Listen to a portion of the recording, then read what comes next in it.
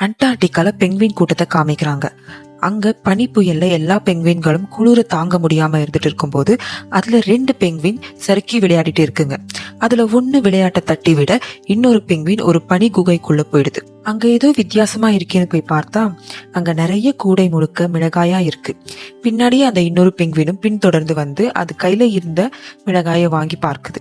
இப்ப ரெண்டுமே மாத்தி மாத்தி பிடுங்கி விளையாட அந்த மிளகாய் கீழே விழுந்து அங்க இருந்த ஐஸ் உருகி ஒரு குழி மாதிரி ஒண்ணு உருவாகுது. அங்க இருந்து தண்ணி வெது வெதுப்பா மாறுது. அதை பார்த்து அந்த 2 பெங்குவினும் அந்த கூடையோட எடுத்துட்டு போய் அவங்க கூட்டத்துக்கு டெமோ காமிக்குது. அந்த தண்ணி வெது வெதுப்பா இருக்கிறத பார்த்து இன்னொரு பெங்குவின் வந்து கேட்க அந்த குண்டு பெங்குவின் மிளகாய்க்கு பதில் வேற ஒரு பொருளை கேட்க அது ஒரு மீனை கொடுக்குது. இப்படி ஒரு பண்டமாற்று முறைய ஆரம்பிக்குதுங்க. இப்படியே ஒரு மிளகாய்க்கு ஒரு மீன் வாங்கி அந்த கூடையவே காலி பண்ணிட சுத்தி பார்த்தா ஒவ்வொரு குழியில ஒவ்வொரு பெங்குவின் படுத்து விளையாடிட்டு இருக்குங்க. அந்த ஒல்லி பெங்குவின் இன்னொரு கூடையை எடுக்கலாம்னு போகுது. அங்க பார்த்தா அவங்க முதல்ல போட்ட குழி ரொம்ப பெருசா மாறி இருக்கு. இன்னும் விரிசல் விட்டு அந்த பனி உருகிட்டு இருக்கு. இதை பார்த்த அந்த பெங்குவின் அவங்க கூட்டத்துக்கு போய் இந்த குழிகளால ரொம்ப பெரிய பிரச்சனை வரப்போகுதுன்னு அவன் நண்பன் கிட்ட சொல்லுது. ஆனா அது மீன்கள் நிறைய கிடைக்குதுன்ற பேராசையில நம்ப மாட்டேங்குது. இதை எல்லா பெங்குவின்கள் கிட்டயும் போய் சொல்லுது. ஆனா அதுங்க அந்த குழிகளோட மோகத்தினால எதுவுமே நம்பல. இப்போ அந்த ஒல்லி பெங்குவின் யாருமே தன்னை நம்பலன்னு சோகமா அந்த இடத்த விட்டு தனியா போகுது. திடீர்னு பார்த்தா அந்த குழிகளோட நீர் வெப்பத்தால அங்க இருந்த பனிமலை உடைஞ்சி உருகி அந்த இடமே உடையுது. இதை பார்த்து அந்த பெங்குவின் தன்னோட நண்பனை காப்பாத்த வருது.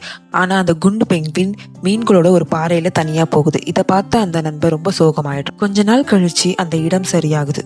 ஆனா மீண்டும் அந்த பனி புயல்னால அந்த பெங்குவின் கூட்டம் கஷ்டப்படுது. திடீர்னு ஒரு பெரிய கப்பல் வந்து நிற்க அதுல பார்த்தா அந்த குண்டு பெங்குவின் பெரிய மில்லியனர் மாதிரி வந்து நிக்குது. பார்த்தா மறுபடியும் ஒரு மிளகாய காமிக்குது. அங்க எந்த பெங்குவினும் போகல. அந்த குண்டு பெங்குவின் அந்த மிளகாய் மேல ஆர்கானிக்னு ஒட்டுது. இதை பார்த்து அங்க ஒரு பெங்குவினா வாங்க போக அந்த ஒல்லி பெங்குவின் எவ்வளவோ தடுக்க பாக்குது. ஆனா ஆர்கானிக்னு போட்ட உடனே மற்ற பெங்குவின் எல்லாம் நம்ப ஆரம்பிச்சிருச்சு. இப்படித்தான் நம்மளை சுத்தி இருக்க எல்லா உணவுப் பொருளையும் விஷமா மாத்திட்டு ஆர்கானிக்னு சொல்லி அதே பொருளை நமக்கு அதிக விலைக்கு விற்கிறாங்க. நாமளும் அதை கண்மூடித்தனமா வாங்கிட்டு இருக்கோம். அதே மாதிரி கன்னிங்கா இருக்கிறவனாலதான் பணக்காரனா மாற முடியும். நல்லவனாவே இருந்தா இப்படிதான் கஷ்டப்பட்டுட்டே தான் இருப்போம். ஆனா நிம்மதியா வாழலாம்.